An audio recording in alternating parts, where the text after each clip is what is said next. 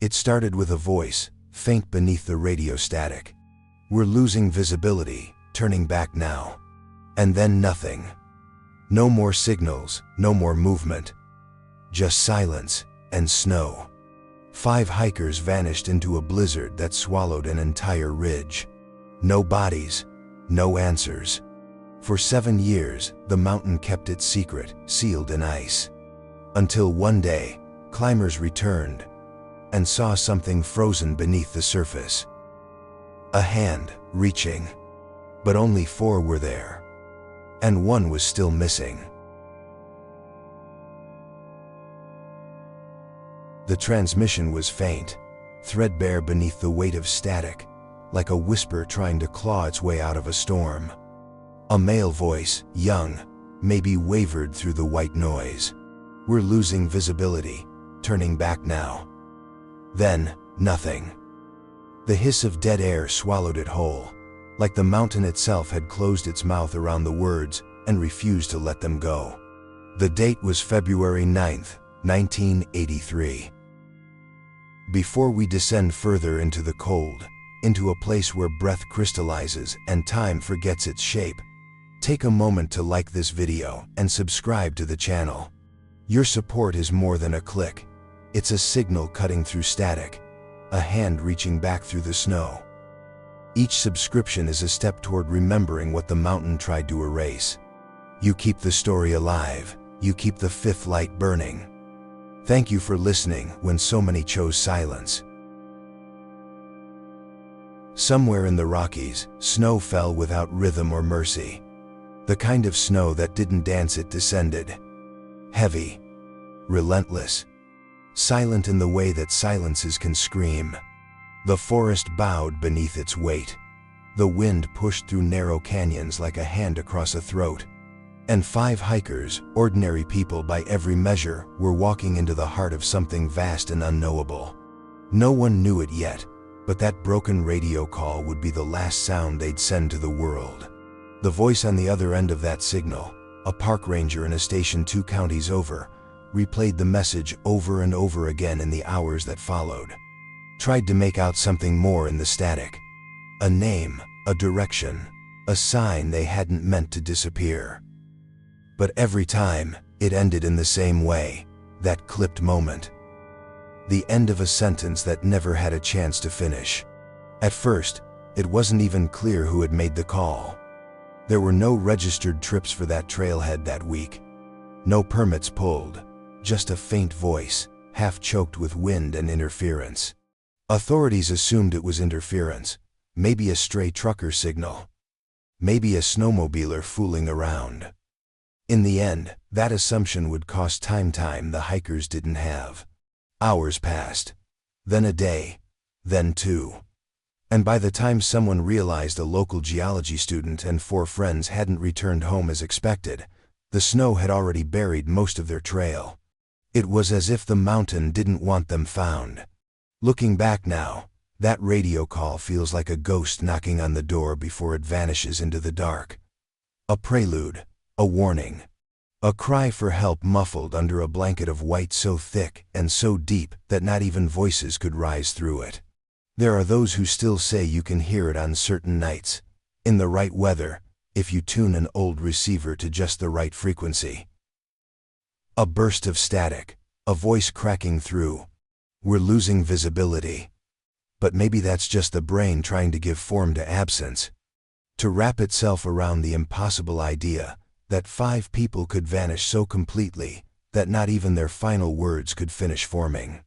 They were out there, somewhere, alive, maybe, for a time, waiting, hoping, watching the snow pile higher and higher like a secret they'd never get to share.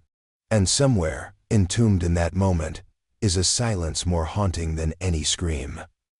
Not an end, not even a goodbye, just a signal lost to the storm. The mountains stood patient and indifferent, their jagged silhouettes etched into the cold sky like a line drawn by a shaking hand. It was February 7th, 1983, 2 days before the signal. The sun hung low behind a veil of overcast gray, and the air had the bite of something ancient, something watching. Beneath those peaks, 5 figures moved through a narrow trail dusted with fresh snow, their boots leaving shallow prints that would soon be erased. They were not strangers to the cold. This wasn't a reckless trip or some impulsive stunt. They had trained for this, planned for it. There were maps folded into plastic bags, rationed food packed tight in aluminum tins, even a small emergency beacon that never got the chance to be used. Their goal was simple on paper: summit Eagle's Crest, a lesser-known ridge in the San Juan Mountains, and descend along the western face before the week's end. But paper doesn't feel wind. It doesn't know how fast a storm can turn cruel. In the days leading up to their departure, local newspapers ran quiet warnings, columns buried between sports scores and supermarket coupons. Severe front expected by midweek. One line read, "Travel with caution advised in alpine regions." Most glanced past it, a forecast among many in a winter full of forecasts. But the hikers must have seen it. Perhaps they thought they could outrun it. Perhaps they believed their experience would hold them through. Or maybe they simply didn't think it would come at all. Photographs would later surface. Faded Polaroids found in shoeboxes or behind fridge magnets. One shows them gathered at the trailhead, smiling beneath layered jackets, holding thermoses and hiking poles like totems. There's a certain light in their eyes, something between excitement and defiance. They look like people chasing something: clarity, escape, the thrill of stepping just far enough outside the world to hear what silence sounds like. They had names. Will Harlow, 27. A graduate student in geology whose thesis focused on subglacial rock formations in Colorado. Denise Harlow, 25. His younger sister, a nurse with a quiet sense of calm. Marcus Bell, 31. An ex-Marine turned wilderness guide. Naomi Feldstein, 24. A wildlife photographer who believed the world looked different from 10,000 feet. And Jonathan Reyes, 29. A science teacher who once told his students that fear is just the brain's way of sharpening your senses. They weren't reckless, they weren't lost. But as they entered the tree line, they stepped onto a path that has since slipped through the cracks of memory. The forgotten path, some call it now. Not because it lacked a name, but because names mean nothing once time erodes the story behind them. That trail, though real, exists now more as a myth than a map. No one saw them after that. No locals reported encounters. No other hikers crossed their route. It was as if the forest folded itself around them and chose not to let them go. And somewhere along that ridge beneath the snow that would soon fall harder than anyone expected, they kept walking, unaware that they were already becoming part of something colder, something waiting. It began without ceremony, just a hush in the air, the kind that settles before something breaks. February 9th, late morning. Clouds swelled low over the mountains like bruises forming on the sky. In town, no one looked up. Snow had been falling for days already, in light, drifting layers. Nothing unusual, nothing threatening. But then, around noon, the wind shifted. At first, it was a subtle difference. A deeper howl threading through pine needles. Snow that started to fall sideways, stinging cheeks and covering footprints seconds after they were made. By 2 o'clock, the world had gone white. It wasn't a gentle snowfall, the kind people romanticize. It was a whiteout in the truest, cruelest sense. A total erasure of direction, scale, and time. Roads ceased to be roads. Trees became phantoms. The sky and ground melted into one shapeless wall of pale, furious cold. Even the sound changed, muted, then sharp, then gone like the storm was swallowing its own noise. Visibility dropped 2 inches. For anyone outside, the world had turned to fog and wind and a blinding nothingness. Inside warm homes nestled along the edges of the San Juan Range, radios stayed on. It was habit in these parts, something passed down from the blizzards of '78, from the flood warnings of '65. A low crackle of static, the occasional weather bulletin, or, if you were lucky, a shortwave contact from someone out in the wild. That afternoon, the voices stopped. There was no emergency transmission, no call for help. Just that one broken message from earlier, now playing over and over again in the minds of a few search and rescue volunteers. We're losing visibility. Turning back now, then silence. Not even a beacon pulse. The snow smothered everything. Search teams assembled, but quickly disbanded. You don't go out in a whiteout unless you want to add more names to the list. Helicopters were grounded, jeeps rendered useless. Even snowmobiles stalled in the deepening drifts. The mountain had shut itself off, and with it, so had the hopes of any immediate rescue. In living rooms, lit by lanterns and wood stoves, families huddled. Mothers stared out frosted windows, as if hoping to see figures coming down the hill. Fathers pretended to busy themselves checking maps, rereading weather updates as if knowledge might somehow will their children home. There was a feeling in town, hard to describe but impossible to shake.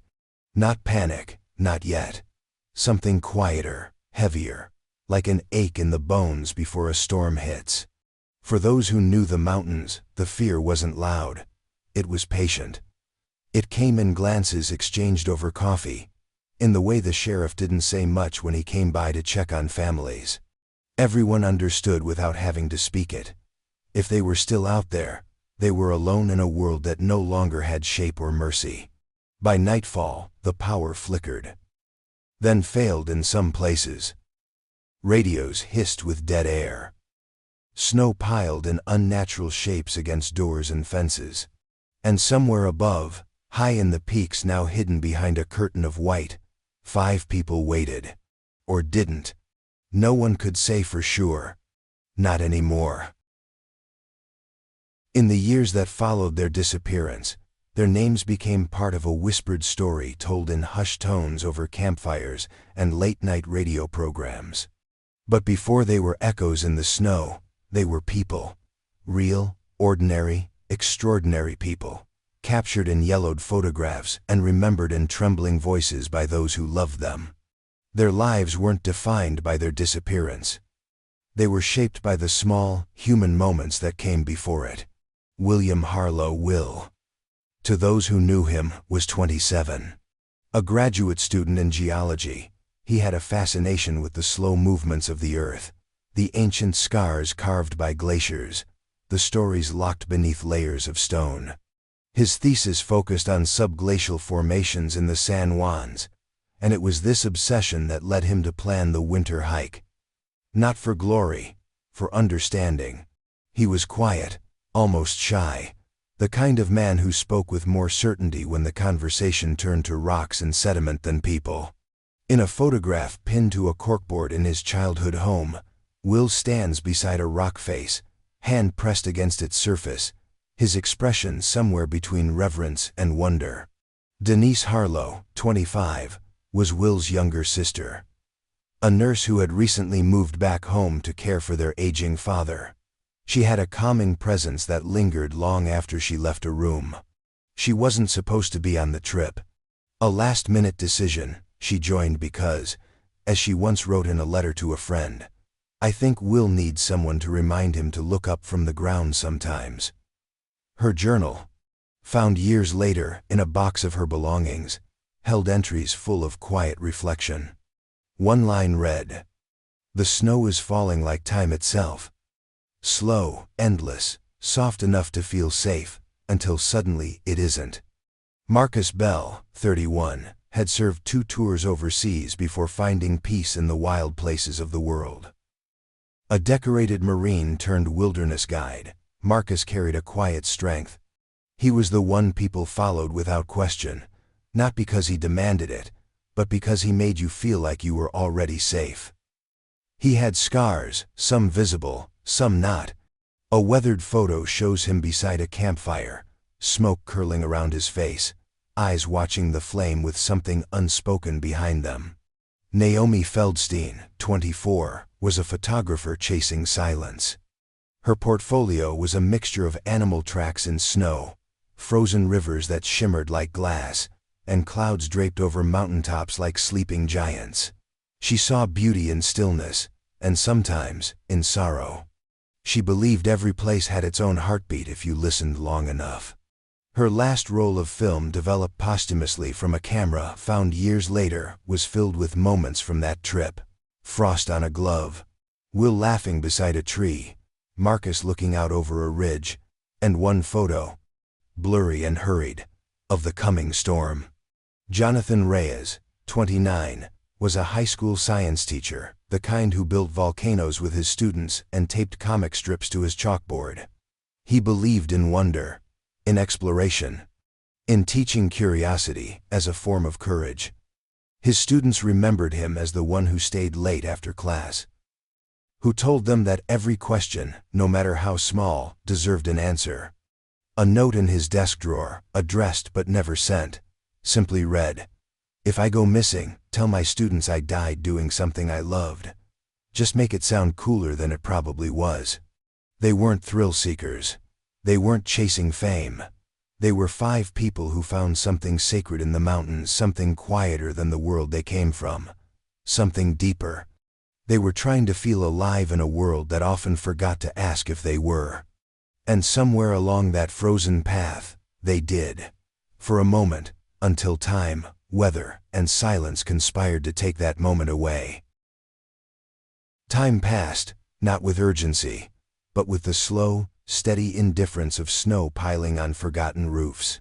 After the storm broke, when the skies finally cleared, and the wind ceased its howling, they expected answers to emerge from beneath the ice. But the mountain gave none. The silence that had begun with a broken transmission only deepened.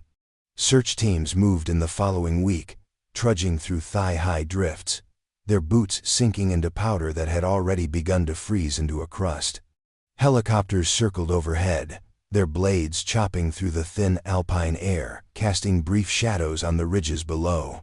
From above, the forest was unbroken, no flares, no signal fires, not even a darkened footprint. They mapped out their sweeps with string and pins, moving grid by grid, day after bitter day. Dogs were brought in. Drones. Climbers with years of mountain rescue experience traced potential paths. Each led to the same place. Nowhere. Whatever trail the 5 hikers had left behind had vanished beneath layers of snow, wind-swept ridgelines, and time. Each step they had taken was erased, like a signature written on the surface of a frozen lake. A boot print might have lasted minutes. A shelter, if they built one, would have been swallowed whole. The mountain had done what mountains do. It endured, and it did not explain. By mid-March, as the days lengthened and the cold lost its edge, the official search scaled back. The volunteers left first, returning to their lives with heavy eyes and aching backs. The professionals stayed longer, but they too began to pull back, as the snow hardened into something unyielding. The search became a recovery effort, then an investigation. Then, nothing. Reports were filed. Boxes labeled with case numbers were shelved. The families were offered apologies, wrapped in language like environmental conditions and inconclusive evidence. Words designed to end conversations without admitting anything at all. Behind closed doors, officials whispered what the public feared. It was unlikely any of them had survived more than a few days after the storm. The mountain, they said, had taken them. And the mountain doesn't return what it keeps. Spring came, then summer. Wildflowers bloomed in the lower meadows. Birds returned to the forests. The trails opened again. Hikers passed through unaware they were walking over the resting place of 5 lives. If there were markers, the earth hid them well. If there were signs, they had long since disappeared beneath the melt and the mud. In town, the story faded like an old bruise still there, but no longer spoken of. Shops that once posted flyers in their windows took them down. Churches stopped lighting candles. Even the local paper, which had once run daily updates with hopeful headlines, moved on to covering local fairs and high school sports. The names of the missing were etched into a memorial stone near the ranger station, but few visited. It was too painful, too unresolved. A reminder not of heroism, but of helplessness. The families grieved in their own ways. Some kept their children's rooms untouched. Others boxed away memories and tucked them into basements. Every winter, when the snow began to fall again, there was a hesitation in the air. An unspoken pause. Not everyone forgot, but most chose to look forward rather than back. The mountain stood unchanged, towering, cold, quiet. It had taken 5 names, 5 lives, 5 stories, and told nothing in return. When certainty disappears, silence becomes a breeding ground for questions. And in that silence, theories take root quietly at first, then with a voice of their own. The hikers were never found. Not a shred of clothing, not a single glove, no tent, no broken radio, no trail of breadcrumbs left for the living to follow. Just an absence so deep and so final that it felt impossible not to fill it with something. Anything. In the cafes and post offices of Silver Ridge, the talk began less as gossip and more as curiosity carried by grief. Avalanche, some said. It was the most practical explanation. A sudden shift in snowpack. Tons of ice and debris crashing down in seconds. Quick, merciless. Entire groups had vanished that way before, smothered beneath layers too deep for a body to be found until spring, if ever. But the area they were last believed to be in, while remote, wasn't known for that kind of risk. The slope angles didn't match. Rescue teams, even in the early days, saw no signs of a slide. Not even the disturbance of a cornice. Others pointed to the terrain and wondered about a wrong turn. A misread map. Disorientation in the whiteout. It wouldn't take much.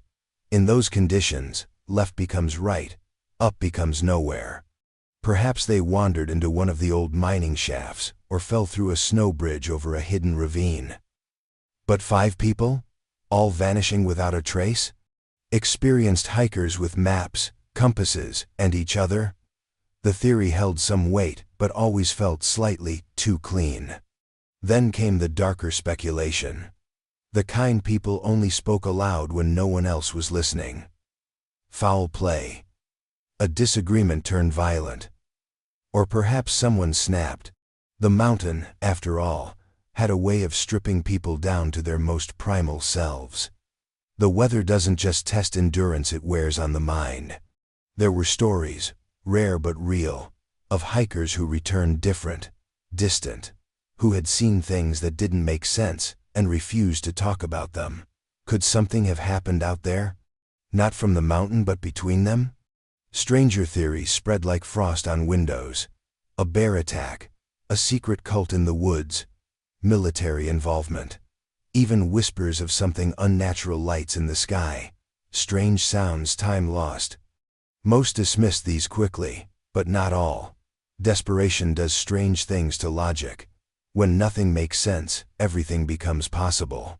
The families, for the most part, stayed quiet. Publicly, they focused on hope, on remembrance. But behind closed doors, they had their own questions. Why didn't the emergency beacon ever transmit?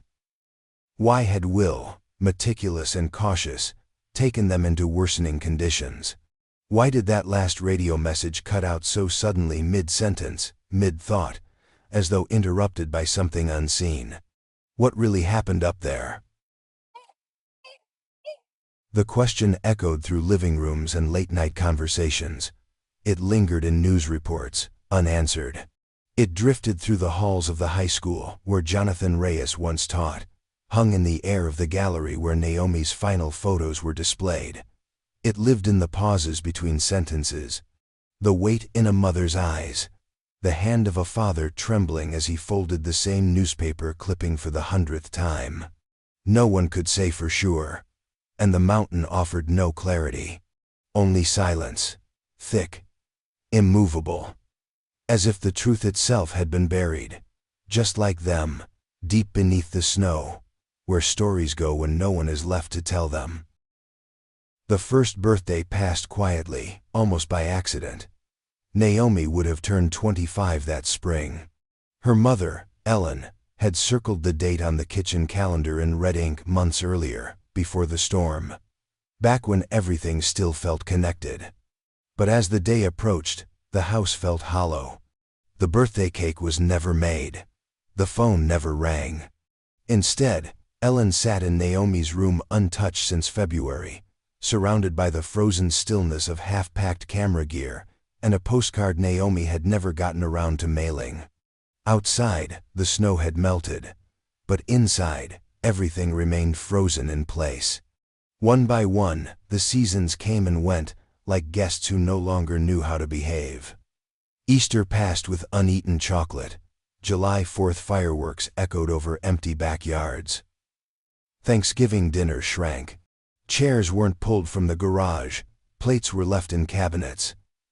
At first, the families tried to gather, to light candles, to share memories. But memories are sharp when they're all you have left, and each one began to cut in places that wouldn't heal. Eventually, they stopped trying to fill the empty spaces, and let them remain just that. Empty. Will and Denise's father, George Harlow, would walk out to the edge of his driveway every Sunday morning at 7 a.m., the way he used to when Will came home from university. He'd stand there in silence for 10 minutes, hands buried in his coat pockets, watching the road like it might carry something back to him if he waited long enough.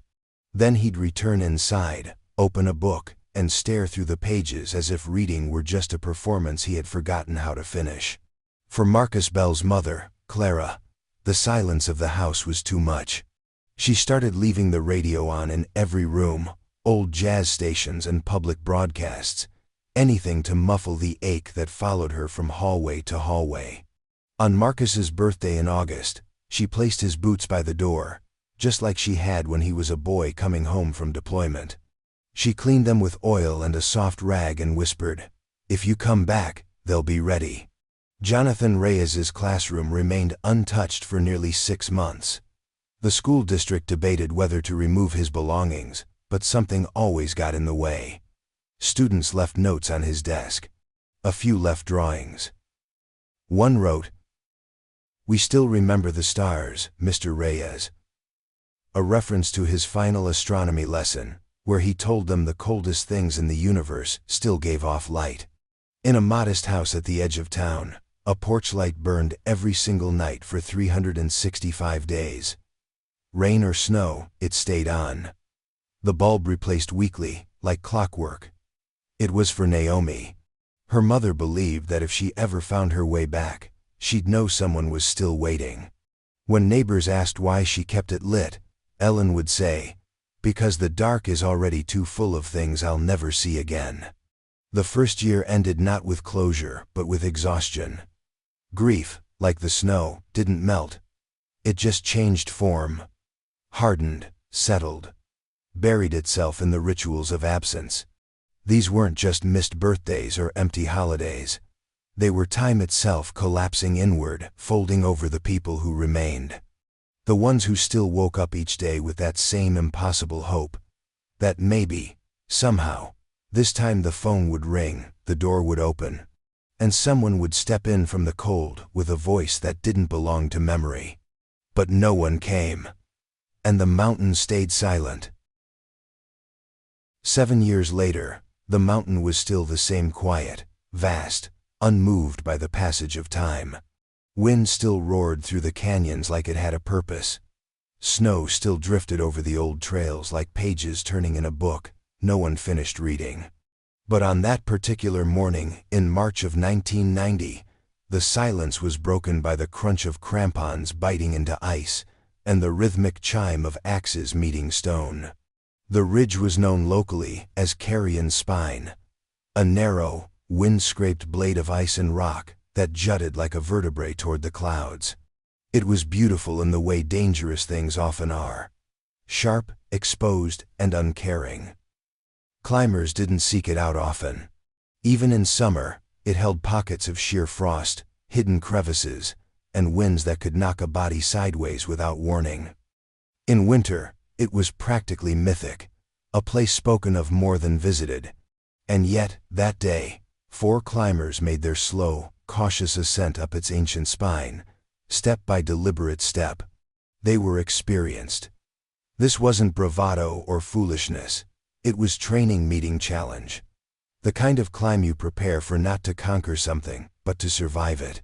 They weren't chasing records or headlines. They wanted the summit, yes, but more than that. They wanted the silence that waited at the top. The solitude. The understanding that comes only when you've risked something, to be in the presence of something greater. None of them were from the town below. They hadn't grown up with the story of the missing 5 etched into their winters.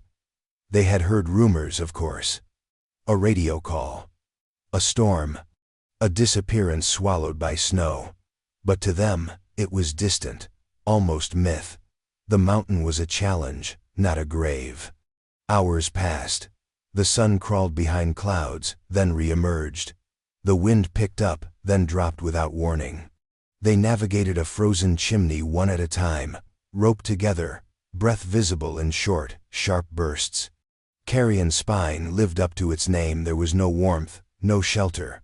Just the crunch of progress and the hiss of cold against exposed skin. As they neared a long, flat shelf near the summit, one rarely photographed, rarely reached, one of the climbers stopped. He'd seen something, not movement, but color, just beneath the ice. A fragment of red. It didn't belong there. Not in that sterile, windswept place. He knelt down, gloved hands brushing away the top layer of snow. Beneath the frost, something caught the light. Not rock, not ice, something else. He called the others over. They circled the spot, breaths caught somewhere between awe and confusion. It wasn't just one fragment, it was many. Beneath a thin layer of ancient ice, frozen in place like a moment in amber, were outlines. Angles. Textures that didn't belong to geology. A strap. A metal clasp. A patch of dark fabric. The group didn't speak for a long while. There was something sacred in the stillness of it. Something that made the air feel heavier. No one climbed higher that day. They descended with care, hearts pounding not from altitude but from realization. They knew, though they couldn't yet say it aloud, that they had found the edge of a story thought long lost. The ridge no one climbed had been keeping a secret, one it had frozen into its side, waiting to be seen. The light was strange that morning, filtered through high-altitude haze and casting everything in a pale, dreamlike glow. As the climbers paused on the ridge, the wind softened for just a moment, and in that rare stillness, something caught the eye of the lead mountaineer, a glint beneath the surface of the ice. Subtle, almost imperceptible, but not natural. Not stone, not snow. Something else. He moved toward it slowly, kneeling, his breath fogging the air as he scraped with the edge of his glove. Beneath the frost was color dull now, faded by years, entombed in frozen silence, but unmistakably fabric. Red or maybe orange once, now a bruised and tired rust. His fingers brushed it again, then stopped. There was texture, not flat like clothing laid still, but form, something raised. He leaned in, eyes narrowing, and there it was. Flesh. Fingers. Pale and rigid, curled in a gesture not of rest but of motion. A reaching hand, caught forever in the act of grasping for something it never found. It was not posed, it was not peaceful. It was frozen in desperation. He stumbled backward, nearly losing his footing on the slick ground, and called out loud, sharp, cutting through the air. The others gathered, saw what he saw, and the silence broke. Not panic, not chaos, but the deep, primal sound that comes when the living confront the dead, and know they've stepped into someone else's unfinished ending. They marked the spot and radioed down. Static crackled before the line cleared. The words were simple, but the meaning behind them hadn't been spoken aloud in years. We found something. Human remains, frozen in the ice. The town below heard first, then the county, then the state. And within hours, for the first time since 1983, rescue teams ascended the mountain with urgency. Helicopters circled again, but this time they were focused. This time, they had coordinates. They weren't searching blind, they were returning. What they found was not a grave in the traditional sense. There were no headstones, no arrangement, no ceremony. Just layers of snow and ice that had folded over bodies like a shroud of time. As they dug with careful precision, more emerged. A sleeve here, a boot there. Pieces that began to form a picture no one had dared to imagine. 3 bodies uncovered by nightfall, all preserved as if they had simply stopped in motion. One leaned against a boulder, mouth slightly open. Another lay curled beside a makeshift pack. And the third, the one whose hand first broke the surface, was half buried still. Face turned upward, eyes closed, as if dreaming in the dark. News crews arrived within days, but the mountain remained quiet. The recovery was slow, respectful. The ridge had hidden them for 7 years, not out of malice, but indifference. Nature does not keep secrets out of cruelty. It simply forgets to reveal them. As the bodies were airlifted off the ridge, wrapped in thick, dark tarps, those watching from below felt something shift. Not closure, not yet, but the beginning of an answer, a crack in the silence. Something had finally come back. The ice did not give them up easily. It took days of slow, deliberate work, heat lamps, chisels, careful hands, guided more by reverence than urgency. This wasn't just recovery. It was a kind of unearthing, as if the mountain itself had entombed a story and now, reluctantly, was letting it be read. The snowpack was dense, layered with years of accumulation. Each stratum a silent witness to what lay below. Time had sealed them in with precision. And yet, impossibly, they had not decayed. Not in the way people expected. When the final layer was removed, the scene was not chaos, not the fragmented remains of panic or collapse. It was something far more haunting. A tableau. A frozen moment held in the amber of winter's breath. 3 bodies, each positioned in ways that spoke not only of their deaths but of their final decisions. The first was hunched, as if shielding something. Body curved around another like a shelter. Arm still wrapped in a torn-down jacket. The zipper half undone, as if warmth had been offered in a moment of desperation. Ice had crept into the folds of the fabric, preserving it in the form it took on that last day. His head tilted downward, chin nearly touching the frozen shoulder of the person beneath him. It was a posture of protection, not surrender. The second lay beneath him, smaller, slighter, curled like a child trying to sleep through a nightmare.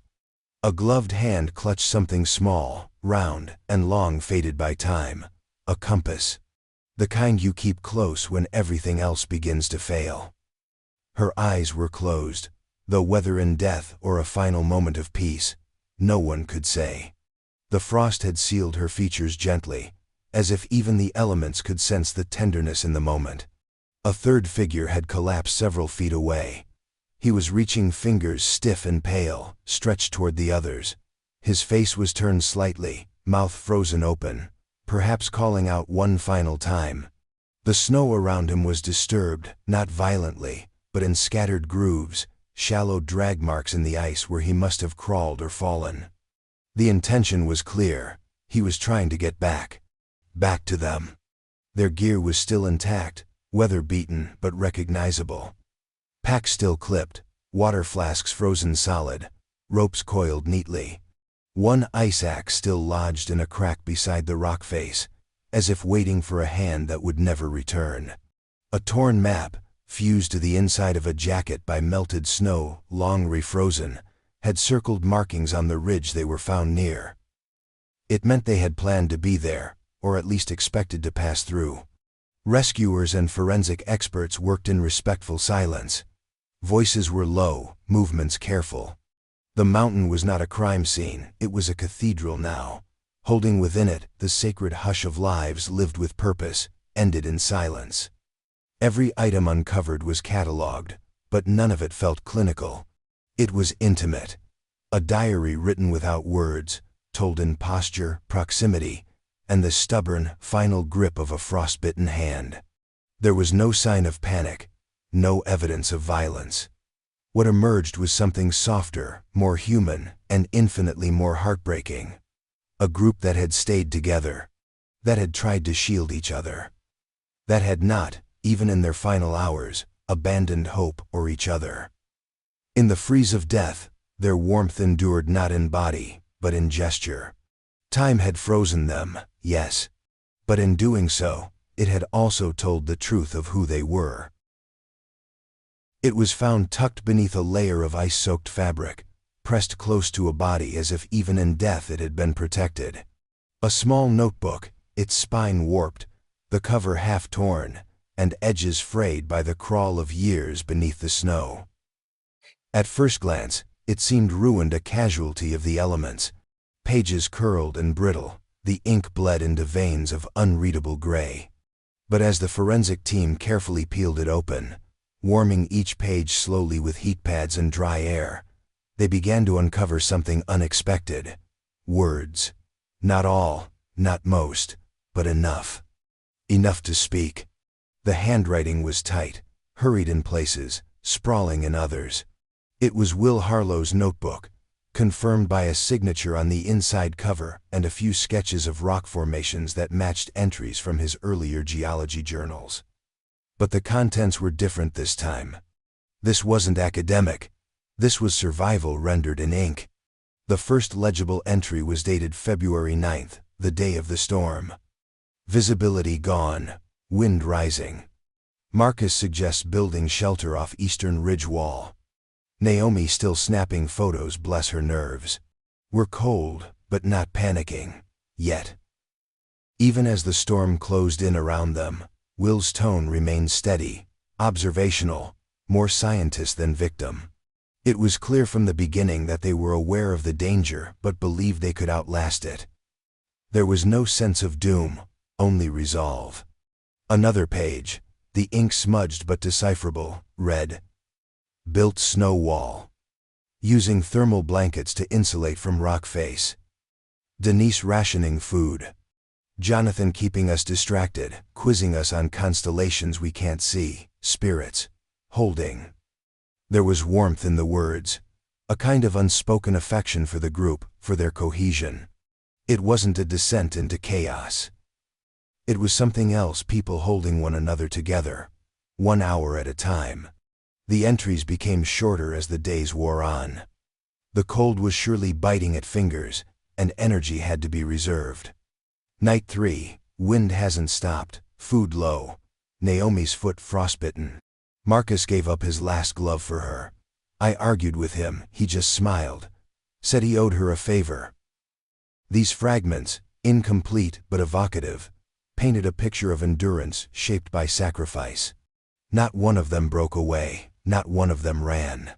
One of the final pages, barely legible, contained only a few lines. The ink had bled like tears across the paper, but the words still clung to their form. "We think we're close to a clearing. Marcus says we'll try again at sunrise. If you find this, know we tried. No one gave up. No one." That last sentence had been underlined, the pen pressed deeper into the paper, as if Will wanted the words to survive, even if nothing else did. There was no desperation in the diary, no pleas for rescue. Instead, it read like a testament, a record of people who, despite the odds, never surrendered to fear. They coordinated, they planned, they protected each other. When the storm turned savage, they turned toward one another, not away. The notebook was later sealed in archival glass, preserved not just as evidence, but as a memorial. It wasn't just the story of how they died. It was the story of how they chose to face dying with grace, with intention, and with the kind of quiet bravery that doesn't seek recognition. The kind that simply exists in the hardest places, when no one is watching, and nothing is guaranteed. The cold was no longer just an enemy, it had become a companion. It breathed beside them in the narrow crevices of their makeshift shelter, whispering through every gap in the snow walls they had packed by hand. By the fourth night, the world outside had shrunk to a white blur, and silence so deep it rang in their ears. Time began to fold in on itself, Hours became indistinct, hunger slowed their movements. But even then, they remained a team. The diary, with its short, jagged entries, offered only glimpses of what happened, but pieced together with forensic evidence and their positions when they were found, a clearer image began to emerge. They had not waited helplessly for death. They had tried, planned, fought for life with quiet intensity. Jonathan Reyes, always the optimist, was the first to suggest a scouting party. "If no one's coming, maybe someone needs to go," he had said. Will wrote it down. "He thinks he can make it down the ridge, follow the tree line, signal someone. We're all hesitating, but none of us say no." The group debated through most of the night, voices muffled under layers of blankets and snow-packed walls. Ultimately, they agreed. Jonathan would leave at first light, when the wind might ease, when the cold was least likely to bite.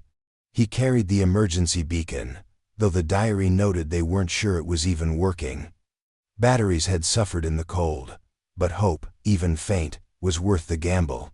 The morning of February 12th, before the sun broke the ridgeline, Jonathan left. Will watched him go, described it in his journal. He waved, didn't say anything. Just turned and walked. The snow swallowed his shape in minutes. Naomi stood for a long time afterward, looking into nothing. With one less body to keep warm, the shelter grew colder. Marcus Bell, pragmatic and efficient, focused on strengthening it. He scavenged broken branches and layered snow like bricks, shaping walls tighter, angling them to block the wind. He'd been a Marine, he knew how to build safety from nothing. Denise took over rationing. Each of them got one energy bar per day, cut into thirds. Melted snow was their only water. Naomi's foot had worsened. She couldn't walk, not far, but never complained.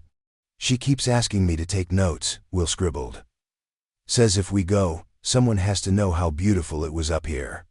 The days blurred. A storm returned on the 5th night, worse than the first. Temperatures plummeted. Will stopped writing as much. The ink froze, fingers stiffened. The last entries were scattered phrases, unfinished sentences. Marcus used his coat to patch the leak. Denise is coughing. Naomi's not sleeping. Jonathan hasn't returned. That final line came 3 days after Jonathan left. Hope began to falter, but it didn't fracture them. Even in the end, they were deliberate. No one wandered off, no one broke. They stayed, sheltered each other. Will's final words, written in a corner of the notebook, barely legible, were simple. "We tried everything." And they had. In those final moments, surrounded by wind and silence, they made choices not driven by fear, but by care. Each action measured, each decision shared. They didn't just wait to die. They tried to live, right up until the last decision was made, and the storm took the rest. When the snow was cleared and the last of the bodies recovered from the ridge, the count remained 4. Will, Denise, Naomi, and Marcus found within a close radius of each other, huddled in a configuration that told a story of protection and final resolve. But there had been 5. Jonathan Reyes was not among them. For days, the search continued.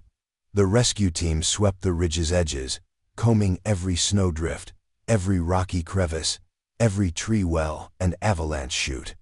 The terrain was brutal, ice cracked beneath boots, wind whipped across the ridge with a ferocity that made standing difficult. But they persisted, driven by that one lingering question: where was Jonathan?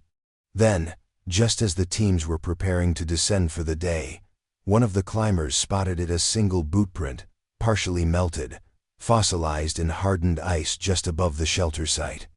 It was shallow, but distinct, not new, not recent. And it was leading uphill. No one wanted to say what it meant out loud, not yet. But every eye met with the same unspoken thought: someone had kept climbing. The terrain in that direction was steeper, more exposed, and nearly impossible to navigate in poor weather. It made no sense that anyone, let alone someone weakened by days without food, ravaged by cold, would choose to go that way. And yet, the bootprint didn't lie. It led upward toward a narrow saddle between two peaks, where the wind funneled with merciless force. A place no rational hiker would venture in good weather, let alone a storm. They followed the print for as long as they could.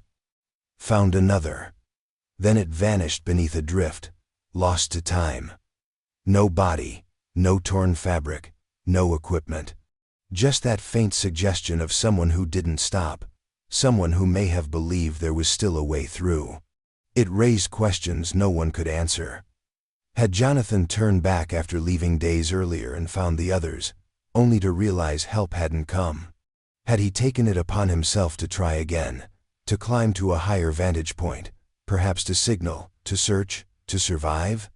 Or had something else happened, something no journal, no autopsy, no map could explain? The mystery clung to his absence like a shadow. If he had survived longer, alone, out in that desolation, what had he seen?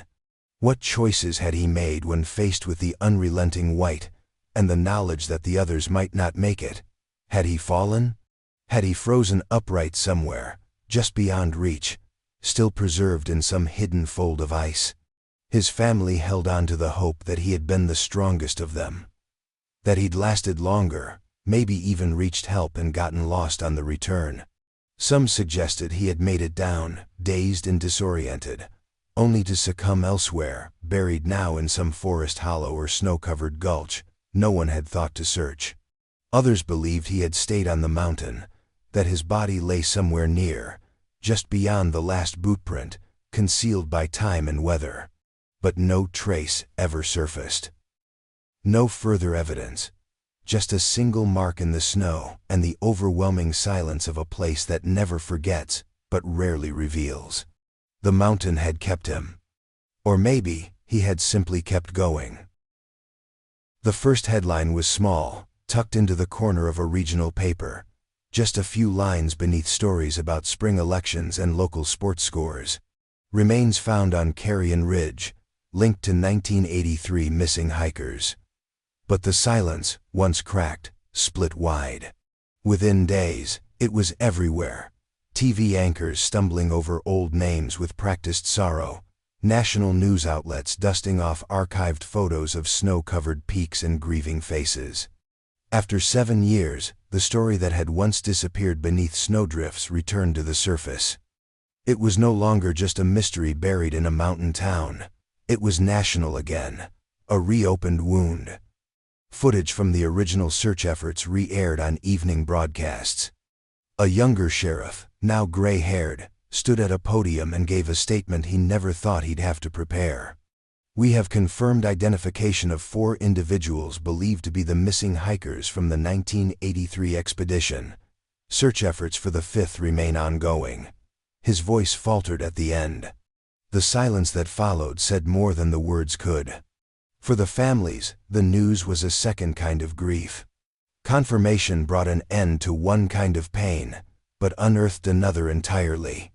In a way, they had learned to live with not knowing. They had wrapped their lives in the quiet of it, shaped their routines around the missing. And now, with bodies returned and names engraved, that stillness broke. There were funerals to plan, memorials to update, obituaries to rewrite. Pain that had faded into numbness sharpened once more. Will and Denise Harlow were buried side by side on a cloudless April afternoon. Their father stood at the edge of the graves and whispered something no one else could hear. Naomi's mother, Ellen, held one of her daughter's recovered photographs, a shot of the tree line near their last camp, the frame blurred, as if the camera had caught the wind in motion. She placed it atop the casket without a word. Marcus Bell's memorial was held on a bluff overlooking the valley, veterans standing in crisp rows behind his flag-draped coffin. They saluted in silence. Across the country, people who had never known the hikers followed the story. Something about it lingered. Maybe it was the way they stayed together. Maybe it was the missing one, the question that refused to be answered. But the story didn't just fill headlines. It filled hearts. There was something human in it. something sacred.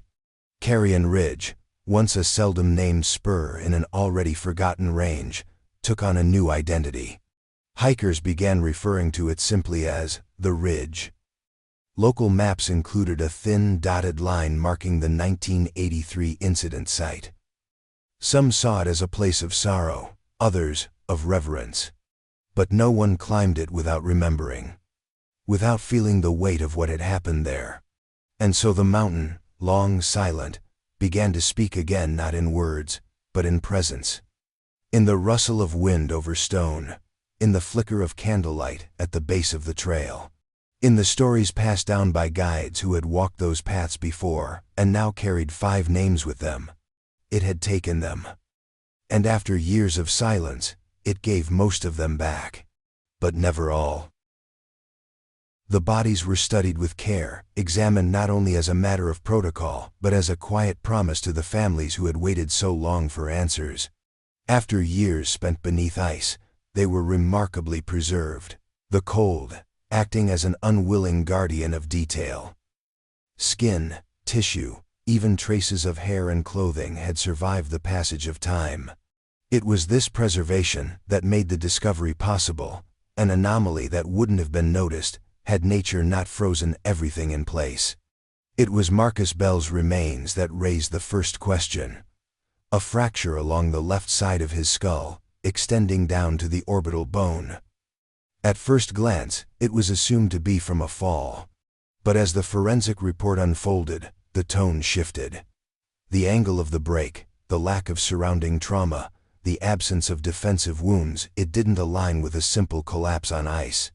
The fracture was too precise, too localized, like a single, sudden blow. The lead medical examiner was cautious in her wording.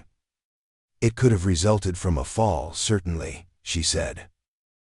But not one we can explain with the known terrain and conditions. There's no corresponding damage to his hands or shoulders, no indication of bracing or tumbling. It's as if he was struck, or something heavy fell directly onto him. But there had been no mention of infighting in the journal, no hint of conflict. Will's writing, though fragmented in the final pages, still spoke of unity, of shared burdens, of sacrifices made for each other. There was no suggestion of tension rising to violence. No note of fear among the group. If something had happened, it had gone unspoken, or perhaps it had happened in the dark, without time to explain. Another theory surfaced. The shelter, built into a crevice near the ridge, may have partially collapsed. If a chunk of ice or stone gave way during the storm, it could have struck Marcus where he slept or worked, catching him off guard. But again, the body positioning didn't quite support it. There were no crushing injuries, no debris found at the site suggesting such an event. It was only Marcus with the fracture. The others showed no comparable trauma, no injuries that matched, no other signs of blunt force. The ambiguity bloomed like frost across a window pane, thin, cold, spreading quietly in all directions. Whispers began to circle, just as they had after the initial disappearance. What if something else had happened? What if the cold and the wind and the whiteout weren't the only things out there? Could someone, Jonathan, the one still missing, have returned, changed, exhausted, confused? Could desperation have led to something irreversible? Or perhaps the answer was simpler, more mundane, and all the more unsettling, that in their final hours, they were not only struggling against the storm, but against the random cruelty of chance. A misstep, a hidden overhang of ice, a shift in the ridge itself. Nature, blind and merciless, making no exceptions. The official report left room for interpretation. The phrasing was deliberate. Cause of fracture, inconclusive. Possible environmental impact. It said nothing, it said everything. A question disguised as an answer. And so the story changed again, not entirely, but just enough to shift the ground beneath it. Now, among the certainty of their unity, their endurance, their quiet grace, lived something else. A shadow, a fracture. A mystery the mountain had kept even from the cold. What it hid, it only half revealed. Time does strange things when buried beneath ice. It does not pass in the way we understand it, marked by clocks or calendars. It settles. It stills. It becomes a kind of weight, pressing against the present until memory itself begins to freeze. For 7 years, the mountain held them in its grip, not erasing them, but suspending them. Not gone, but paused, a breath caught in the throat of the world. In that frozen cathedral, they were preserved not only in body but in choice. Their final acts huddling together, shielding one another, reaching toward the impossible remained intact, untouched by decay, untouched by time. The cold, in its indifference, became a witness. It remembered when the world began to forget. 7 years is long enough for photographs to fade, for voices to grow unfamiliar in the mind. Long enough for routines to resume, for calendars to fill, for the ritual of grief to grow quiet. Birthdays came and went, each one a little more silent than the last. Empty chairs became furniture, stories turned into phrases, and then into silence. The world outside the mountain moved on, as it must, as it always does. But they remained. Frozen, not just in ice, but in narrative. In the minds of those who loved them, they never aged. Will would always be 27, always crouched over a field notebook, still squinting at layers of stone and snow. Naomi's lens would always be raised, trying to capture something more permanent than life. Marcus would always be ready, always planning, always steady. Denise's calm would never waver. And Jonathan, still missing, became more memory than man, shaped by what-ifs and quiet hopes. The ice had done something that grief cannot. It had paused the erosion. It had sealed not only the physical, but the emotional, the fear, the courage, the resolve. In the moment they died, they were still trying, still believing, still choosing each other. But preservation comes with a cost, because while the body can be preserved in perfect stillness, memory is more fragile. It lives in motion, in repetition, in breath, and when the world stops speaking your name, a second kind of death begins, the slow, cold drift into obscurity. For years, the mountain was silent, and so too were the stories. Friends stopped asking. Reporters stopped writing. The trail grew over with brush and time. Only the families held on, tending their memories like a flame that sputtered in the wind. They remembered the sound of laughter at dinner tables, the way boots were left by the door, the scent of jackets after long hikes. But even those flickers began to dim, not by choice, simply by time. Then the mountain gave them back. 4 bodies, a journal, a few photographs. Enough to restart the pulse of the story. Enough to draw the line between memory and myth. And yet, it was not just revelation, it was reminder that even in death, even in stillness, they had not stopped moving. They had tried. They had endured. 7 years in ice. And still they reached. Still they sheltered. Still they hoped. And perhaps that is the most haunting truth of all, not how they died, but how fiercely they chose to live, right up to the edge. Closure is a word people use when there's nothing else left to say. A word that implies neat endings, final chapters, the last fold of a flag, the last shovelful of dirt. But the families of the 5 hikers would tell you, there is no such thing. Not really. There is only the slow settling of grief, like snow falling after a storm. It doesn't stop the cold. It just makes it quieter.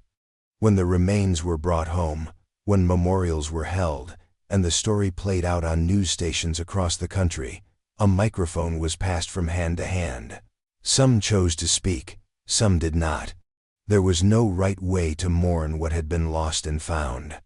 Ellen Feldstein, Naomi's mother, sat in a folding chair outside the community center where the town had gathered. Her voice was soft, like it had been waiting behind years of silence. She loved that camera, she said. She told me once that if she had to go, she hoped it would be in a place worth photographing. She smiled faintly, the kind that belongs to people who have had to learn how to live with absence. I think she got her wish, but I would have rather had her back. George Harlow, father to Will and Denise, chose to write a letter instead of speak aloud. It was read at the joint service by a family friend. The handwriting was small, careful. They were brave, he wrote. Braver than I'll ever be. They stayed with each other when it mattered. I raised them to look after one another, and they did. Even at the end. The room was still when the letter ended, as if no one wanted to breathe too loudly, afraid the moment would break. At Marcus Bell's memorial, a group of veterans stood in salute as taps echoed into the mountain air. His sister, Lena, gave a short, trembling eulogy. He always protected us, she said. First in uniform, then on that mountain. I don't know what he saw in those last days. I don't know if he was afraid, but I know he didn't let the people around him feel it. That's who he was. And then there was Jonathan's mother, Maria Reyes. She had no grave to stand beside, no ashes to scatter, only a framed photograph and a son who had not come home. She had hoped, when the others were found, that he might be with them. That he had stayed, but he hadn't, and that emptiness carved a different shape into her grief. He died trying to get back to us, she said in a local interview, her eyes fixed on a point beyond the camera. That's enough. The words lingered, not as comfort, but as surrender to the truth that love doesn't always bring someone home. Sometimes, it's just what you hold on to when the rest is gone. Some families planted trees, others lit candles. A few stopped speaking to the press altogether, unwilling to share what had become sacred through loss. They all carried something different: guilt, gratitude, confusion, relief. But no one used the word closure without hesitation, because what they had wasn't a conclusion. It was a continuation of memory, of mourning, of trying to understand the quiet courage it takes to die, not alone, but together, in the most unforgiving places. And so the story did not end. It only settled, like snow over footprints, soft and slow, covering the pain without erasing it. The mountain is quiet now. Winter has come again, just as it always does, layering the peaks in silence, sealing the world in white. Snow gathers at the corners of shuttered cabins. Tree branches bend under its weight. Somewhere, wind slips through narrow canyons and howls like a name half remembered. In a town that has learned to live with ghosts, most windows are dark. But not all. In a modest house at the edge of Silver Ridge, a single candle flickers beside a frosted window pane. The flame is small, steady, reflected in the glass as if trying to shine into the place where sight cannot reach. The woman who lights it does so every year without fail. She does not speak while she does it. She does not pray. She simply stands there, watching the snow fall, and waits. Jonathan Reyes has never been found. Of the 5 who left the trailhead in 1983, he is the one who remains missing. No remains, no jacket, no signal. Only a boot print leading higher into the ice, and then nothing. In a story filled with silence, he is the echo that still hasn't returned. His name floats between sentences. His memory is kept not just by family, but by all who wonder what it means to disappear so completely and still be so present in the minds of those left behind. Some say he died within days, buried somewhere unseen, unreachable beneath a drift or in the shadowed mouth of a ravine. Others believe he climbed until he could go no farther, trying to find help, trying to be the one who came back with hope in his arms. And a few, those who have spent too many nights alone on mountainsides, believe he saw something in the snow. Something beyond the physical. A horizon only visible in the last moments before the cold claims you. No one knows. His mother still sets his place at the table on his birthday. The school where he taught science keeps his photograph on the wall. Each year, a former student places a folded note at the base of the ridge trail. They never sign it. The words change, but the message is always the same. Still with you, Mr. Reyes. Time has softened the sharpest edges of his absence, but it has not closed the wound. That's not what time does. It doesn't stitch things. It layers them, covers them. Sometimes it even forgets. But in one house, a candle burns each winter night, not because she expects him to walk through the door, but because she cannot bear the thought that he might still be out there in the dark, without a light to guide him home. What did he see before the ice took him? Was it the outline of the ridge in the distance, blurred by wind and storm? Was it the flicker of the others, too far away to reach? Or was it nothing at all, a quiet void, a final breath carried off by snow? We will never know. But still, the candle burns,